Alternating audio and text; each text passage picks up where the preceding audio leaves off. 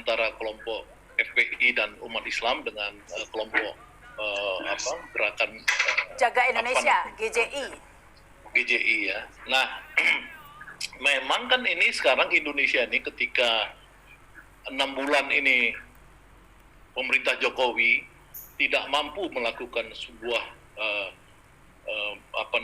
penanganan COVID dan dampaknya, ya, terutama ekonomi, maka pastinya ya kelompok-kelompok pro Jokowi ini coba menggeser persoalan pertarungan vertikal antara rakyat dengan state, dengan kekuasaan, menjadi pertarungan horizontal. Ya, jadi isu klepon, isu pembakaran Habib Rizik ini mau ditarik pada pertarungan diametral, pertarungan horizontal maksud saya. Nah, ini sebenarnya menurut saya bagian dari strategi itu.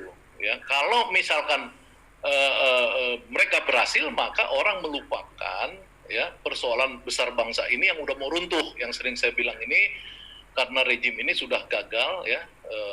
Walaupun sebenarnya kalau Jokowi sudah punya kekuasaan seperti Soekarno, dekret presiden dulu, kalau sekarang dia dengan Perpu Corona dan kemudian menjadi Undang-Undang Corona, dia telah membypass kekuasaan legislatif dan yudikatif sekaligus BP.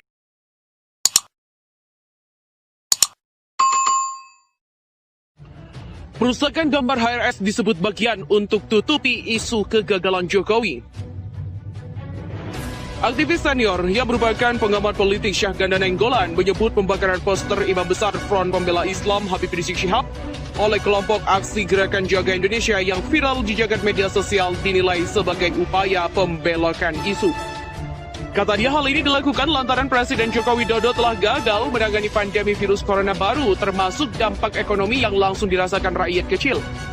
Ketika Jokowi tak mampu melakukan sebuah penanganan, maka pastinya kelompok-kelompok pro-Jokowi mencoba menggeser persoalan pertarung vertikal antara rakyat dengan kekuasaan menjadi pertarungan horizontal. Begitulah ujarnya dalam wawancara televisi di kanal YouTube Realita TV pada Kamis 30 Juli 2020.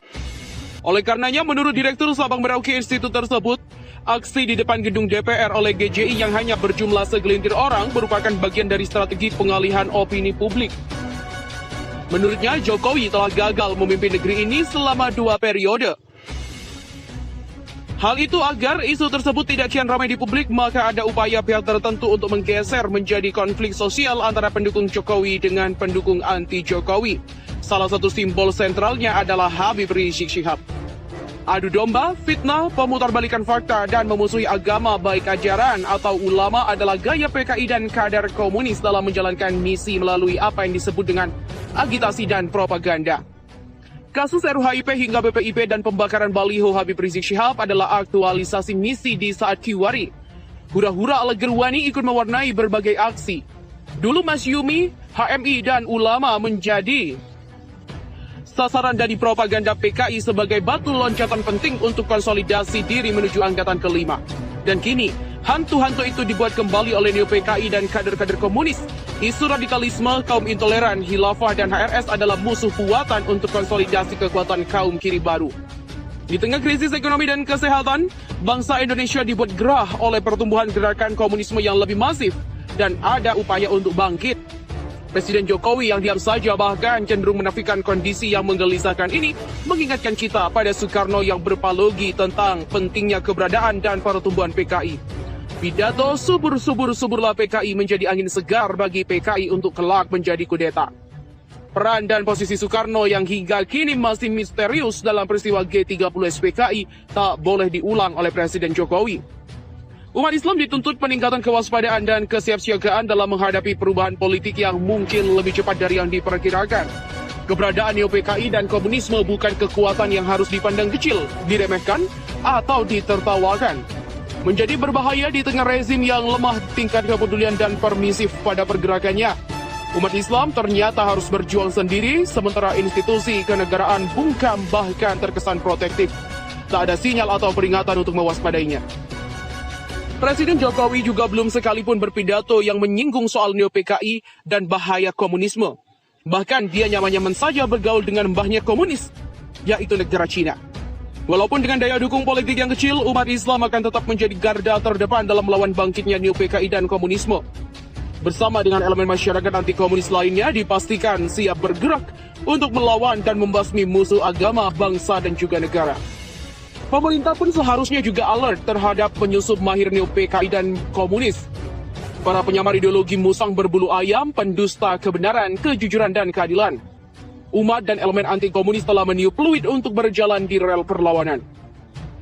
Pemerintah juga harus bersama, akan tetapi jika tidak, janganlah menghalangi di depan. Jika menghalangi juga, maka kereta akan terus bergerak cepat menabrak dan menggilas siapapun penghalang. Untuk Neo PKI dan komunisme tak ada toleransi dan juga negosiasi.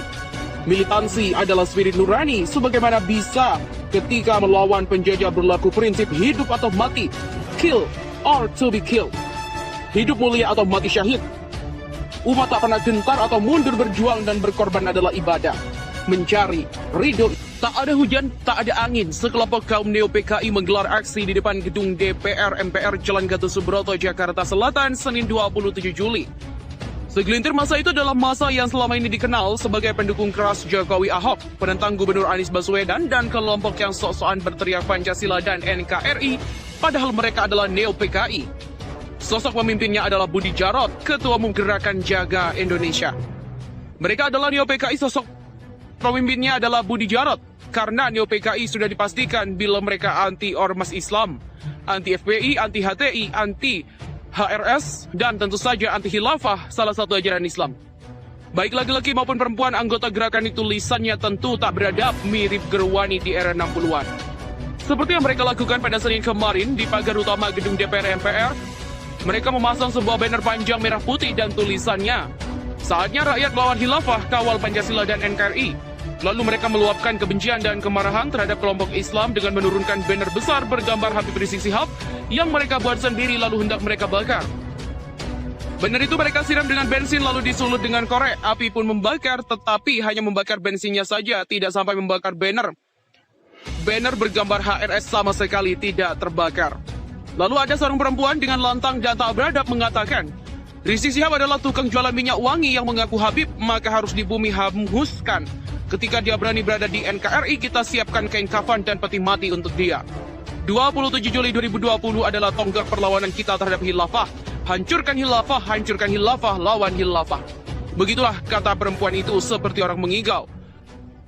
Menghadapi provokasi kelompok Neo PKI ini, Ketua Umum DPP FPI Kiai Haji Sobri Lubis mengatakan, umat harus menegakkan hukum Islam terhadap masa gerombolan Neo PKI itu. Umat Islam harus menegakkan hukum Islam.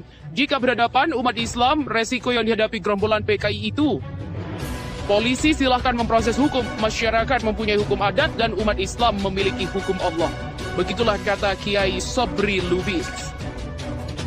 Banner itu mereka siram dengan bensin lalu disulut dengan korek. Api pun membakar, tetapi hanya membakar bensinnya saja, tidak sampai membakar banner. Banner bergambar HRS sama sekali tidak terbakar. Lalu ada seorang perempuan dengan lantang dan tak beradab mengatakan, Rizik Syihab adalah tukang jualan minyak wangi yang mengaku Habib, maka harus dibumi hanguskan. Ketika dia berani berada di NKRI, kita siapkan kain kafan dan peti mati untuk dia. 27 Juli 2020 adalah tonggak perlawanan kita terhadap khilafah. Hancurkan khilafah, lawan khilafah. Begitulah kata perempuan itu seperti orang mengigau. Menghadapi provokasi kelompok Neo PKI ini, Ketua Umum DPP FPI Kiai Haji Sobri Lubis mengatakan, umat harus menegakkan hukum Islam terhadap masa gerombolan Neo PKI itu. Umat Islam harus menegakkan hukum Islam. Jika berhadapan umat Islam, resiko yang dihadapi gerombolan PKI itu. Polisi silahkan memproses hukum, masyarakat mempunyai hukum adat, dan umat Islam memiliki hukum Allah. Begitulah kata Kiai Sobri Lubis.